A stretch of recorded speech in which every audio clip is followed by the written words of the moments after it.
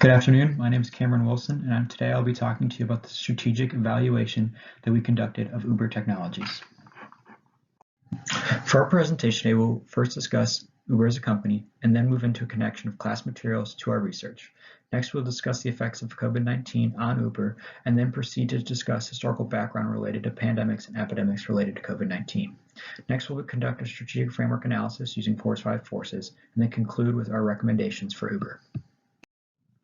And now we'll give you a little bit more background information about Uber.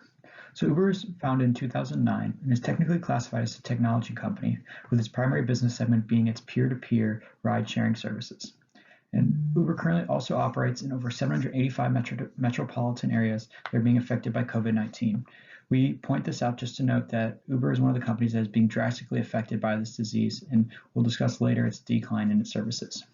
Lastly, as we'll discuss Uber's corporate strategy later in the presentation, we want to acknowledge that their vision statement is to bring smarter, safer, and more reliable transportation to create job opportunities for everyone. Next, we'll connect Uber to class materials we've covered this semester. We would first like to point out that we've determined Uber's Hedgehog concept is to be the best ride-sharing platform in the world, which they have achieved. As Uber progresses as a company, they plan to invest millions of dollars into their autonomous driving sector. It's also important to note, as we covered in Good to Great, that this technology investment is not going to be their individual path to greatness. Uber plans to remain focused on their Hedgehog concept and doing what they are best at. Moving forward, we'd like to discuss the effects that COVID-19 has had on Uber. As we previously have mentioned, Uber's largest business segment is its ride-sharing platform, which generates over 76% of its revenue. With that being said, though, this is also the largest business segment that has been affected by COVID-19. It was recently reported that over 70 to 80% of rides have decreased in its major markets.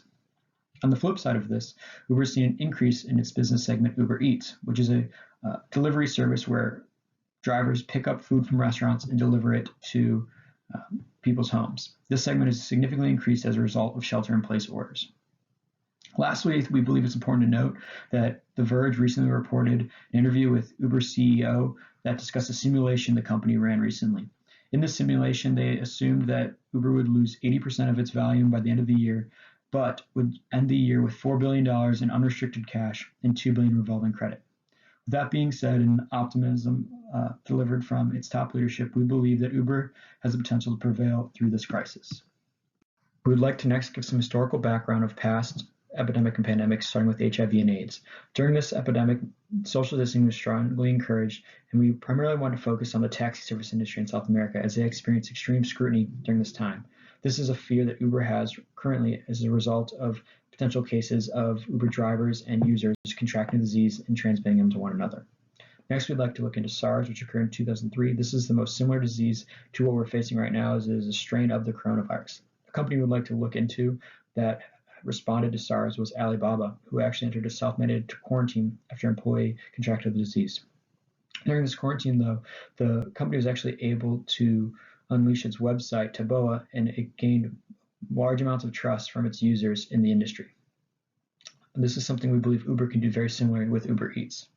Lastly, we would like to address H1N1. This was a disease that the CDC strongly encouraged business to work remotely, which is very similar to what we're facing. And the industry we decided to look at was the taxi service in Mexico, which actually dropped 50%.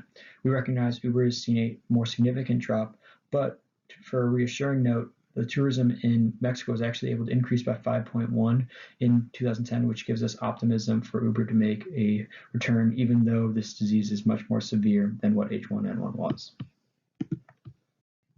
Next, we will discuss Porter's 5 forces as our strategic analysis. We'd first like to begin by acknowledging the supplier power that Uber possesses as a result of its ability to change prices based on time of day and surges. With that being said, we believe Uber has a high supplier power. Next, we'll move on to buyer power, which we believe to be Uber's weakest of the 5 forces. This is because people are able to go into the App Store and download things such as Lyft or use traditional taxi services. Next, we'll discuss the threat of new entrants. We believe this is low due to the high upfront cost that it takes to build a workable platform like Uber. Additionally, we believe this is a hard industry to enter as a result of the major players that are already in it. Next, we'll acknowledge the rivalry within the industry. We believe that there is high rivalry as a result of the ease it is to use taxis, Lyft, or other similar services, but we believe this is where Uber is able to separate itself as a result of its platform that contains Uber Eats as well as its micromobility aspect and Uber Freight. Lastly, we would like to point out the threat of substitutes. We believe there's a high threat of substitutes as a result of the low switching costs it would take to use Lyft or Uber at a given time, as well as the availability of taxis in major cities. We would now like to move forward with giving Uber several recommendations. To begin, we believe open communication with its shareholders, employees, and customers is going to be critical in this time of uncertainty.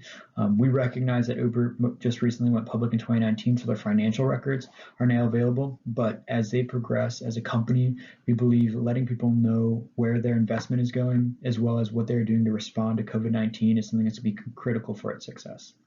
Tying out of that point, we believe that Uber needs to stay ahead of the curve through its research and development. We've talked about previously its autonomous driving research, but as well as any other development they need to stay ahead of COVID-19 as well. Lastly, we believe Uber needs to proceed business with caution. We say this as a result of its brand reputation because of the fact that with this being such a sensitive time, any operation that infringes on people's safety will be looked at negatively, and we believe Uber should do everything it can to keep itself out of a situation like that. Lastly, we would like to conclude with three major points here, starting with what we learned. The biggest thing I think we took away was the importance of R&D in a company and being able to invest in its future. Uber showed this through its millions of dollars in investment in autonomous driving, as well as its other developments that are trying to react to COVID-19. Additionally, we've discussed this with both Disney and Amazon, but having a diverse product offering is essential to a growing business. We believe Uber has the potential to do this with its Uber Eats, Uber Freight, and its typical ride-sharing platform that they currently are excelling at. Next, we'd like to move on to what surprised us, and we believe the autonomous cars is something that we acknowledge that manufacturers were looking into, but we didn't recognize how heavily Uber is invested into this sector. We believe that this is something Uber is trying to be one of the first major players in and can do this with the consistent investments that it has displayed thus far. Lastly, we want to discuss how what we took away will affect our approach to strategy and leadership.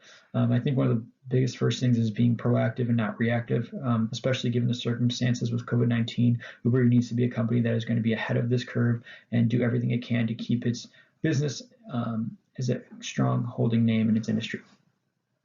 Additionally, being able to study and analyze your environment is critical as an organization.